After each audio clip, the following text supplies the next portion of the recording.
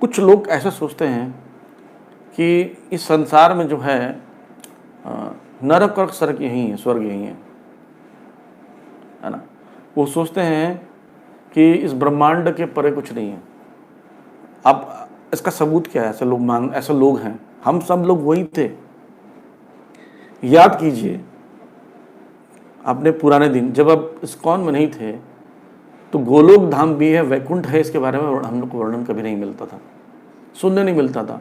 आसपास जो कर्मकांडी ब्राह्मण हैं वो ज़्यादा स्वर्ग के बारे में बताते। हमको तो ये भी नहीं पता था कि महर लोग, तपोलोक, सत्य लोग भी हैं।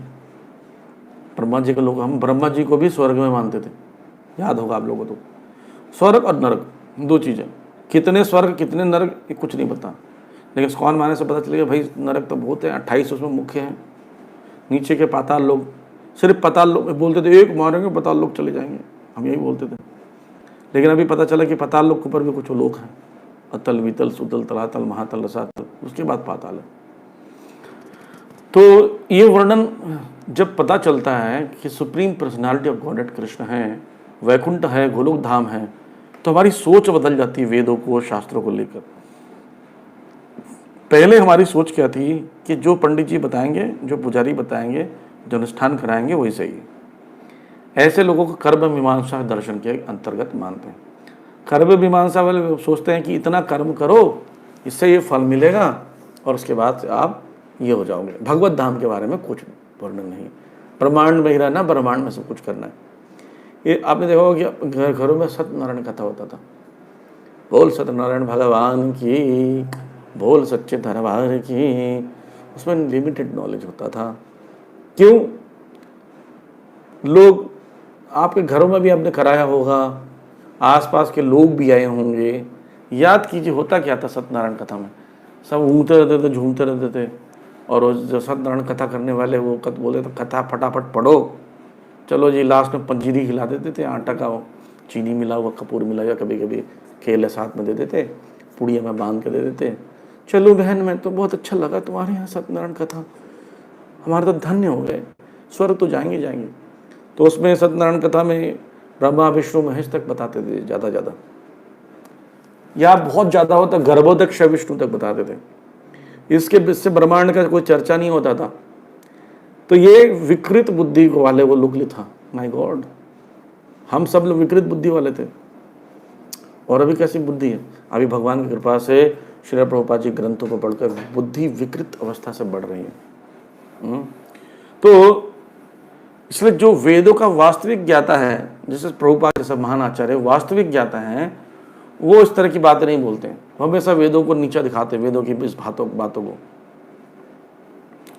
इसलिए भौतिक स्वर्ग में बने रहने के लिए वो अनुष्ठान करते हैं जो कम ज्ञात होते हैं, विकृत बुद्धि वाले होते हैं, अविज्ञाय, जो नहीं जानते हैं। तो हमने पहले ही पढ़ चुके हैं, भगवान ने भी बताया भी था कि क्योंकि वो नरक का स्वर्ग का चक्कर लगाता रहेगा, उसको निकालना है। तो भगवान ने वेदों में एक उपासना कांड भी रखा, ताकि उस उपासना कांड को पढ़कर उसके अंदर में भक्ति भावना जागृत हो। वैसे ही वो उदाहरण दिया जा चुका है पिछले 300-400 श्लोकों के अंतर्गत। मिश्री दिखाकर या मिश्री का कोटेड लगाकर उसको कड़वा दवाई दिया जाता है। लेकिन कई लोग आपने देखा होगा, हम सब छोटे थे, बहुत बदमाश थे, क्या करते थे, दवाई को ऊपर से खा लेते थे और फेंक देते थे, कड़वा वाला भाग फेंक देते, चबाते चूसते जब कड़वा आने लगता फेंक देते, चूसते कड़वा फेंक देते। मैं तो ऐसे ही करता था, आप भी करते होंगे। तो इसलिए वो व्यक्ति जो बोलता है बेटा कोई बात नहीं, तुम इसमें से ना ऊपर बिठा खा लो और फेंक दो, अगर कैसे कोई ऐसा वैद हो, ऐसा माता पिता हो, तो वास्तव में वो खराब हैं, वो बड़े मूर्ख हैं। तो ऐसे विकृत बुद्धि वाले जो वेदों को ठीक से नहीं जानते हैं, कर्मकांडी होते हैं, कर्म मीमांसी होते हैं, वो ऐसी शिक्षा देते हैं सामान्य लोगों को कि मैं स्वर्ग लोग जाने के लिए आपको व्यवस्था कराऊंगा। और दूसरी तरफ आप देखिए, वेद व्यास जी कंपाइलर हैं। भगवान भी वही भगवान है, वेद करता है। वेदिष्य सर्वम हम वेदों को जानने योगी मैं हूँ। और वेदांत कृत संकलन करता भी मैं हूँ। और वेदांत वेद में वेदों को जानने वाला भी मैं हूँ। तुम जान भी नहीं सकते, कोई भी जान नहीं सकता, और वेदों का संकलन करता मैं जानता हूँ। तो वेद व्यास जी ही वेदों को संकलन करता है, उन्होंने कंपाइल किया, कंपाइलर हैं। तो वो बोल रहे हैं कि वेदों को उद्देश्य अच्छा नहीं है, इसलिए मैं भागवतम लिखा हूँ, इसको पढ़ो। लेकिन उसको जो बाकी पढ़ने वाले हैं वेद, वो बोलते नहीं वेद सही है, भागवतम छोड़ो। तो कितनी बड़ी मूर्खता है। जिसने लिखा है वो बोल रहा है। ये तो वैसी है जैसे डार्विन नाम का व्यक्ति था, आपको पता है। डार्विन ने मृत्यु के समय ये कहा था कि मैंने जितनी फिलॉसफी लिखी सब मूर्खतापूर्ण थी, मेरा पागलपन था। लेकिन आज भी लोग डार्विन को पढ़ रहे हैं। डार्विन बोल के जा रहा भाई। वैसे ही शंकराचार्य ने कहा, क्या कहा, भज गोविंदम मूढ़मते, हे मूर्ख, भजो गोविंद का नाम भजन करो। तो वैसे वेद व्यास जी ने भी कई ग्रंथ लिखे, अंत में भागवतम लिखने की बारी आई तो समझ गया कि मैं ठीक नहीं लिख रहा हूँ। जैसे कि ऋग्वेद में 1:22-20 में कहा गया, क्या कहा गया है 1:22 में क्या कहा गया है, ओम तद विष्णु परमं पदम सदा पश्यन्ति सूर्यः दिव्यचक्षुराततम। उसमें बोल रहे हैं कि जब आँख से देखते हैं तो भगवान विष्णु का परम धाम दिखता है। और कौन देखते हैं, सूर्य। सूर्य का मतलब होता है जो देवता आदि होते हैं। स्वर्ग में निरंतर वास करने वाले देवता आदि जो होते हैं वो क्या रहते हैं, भगवत धाम के लिए लालयित रहते हैं। परम पदम, विष्णु के परम पदम जो है यानी परम धाम है, उसको प्राप्त करने के लिए रहते हैं। आप सोच के देखिए, जिस लोक में आप जाना चाहते हैं उस लोक का वासी जो है वो परम धाम जाना चाह रहा है, तो सीधा परम धाम यहीं से मांगो ना। देवता भी परम धाम जाना चाहते हैं तो वहां से जा नहीं सकते, तो उनको मनुष्य बन के आकर यहाँ से जाना पड़ता है।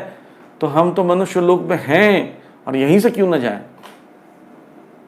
ऐसा समझ लीजिए कि कोई, आप मान लीजिए आप रहते हो, लिफ्ट में चढ़ने का रास्ता जो है वो ग्राउंड फ्लोर से, मान लीजिए, ऐसा समझ लीजिए ग्राउंड फ्लोर से लिफ्ट में चढ़ने का रास्ता है, और ग्राउंड जो लिफ्ट है वो जाता है मान लीजिए 60वीं मंजिल पर जाता है, और आप चौथी मंजिल पर रहते हैं। तो लिफ्ट पकड़ने के लिए चौथी मंजिल से जा नहीं सकते आप, तो लिफ्ट पकड़ने के लिए आपको ग्राउंड फ्लोर पर आना पड़ेगा।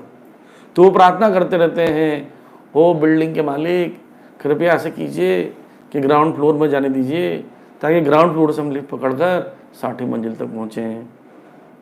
और सोचो कि वो ग्राउंड फ्लोर पर खड़ा हुआ कोई व्यक्ति बोल रहा होगा कि काश हम भी चौथी मंजिल पर रहते।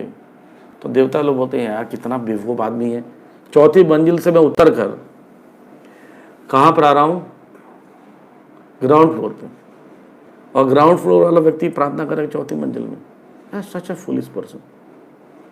तो इस प्रकार से इस 26वें श्लोक में ये वर्णन किया जा रहा है कि मूर्ख जन स्वर्ग में रहने की स्तर की प्रशंसा करते हैं। उन्हें तो ध्यान देना चाहिए कि देवता भी भगवान के भक्त हैं।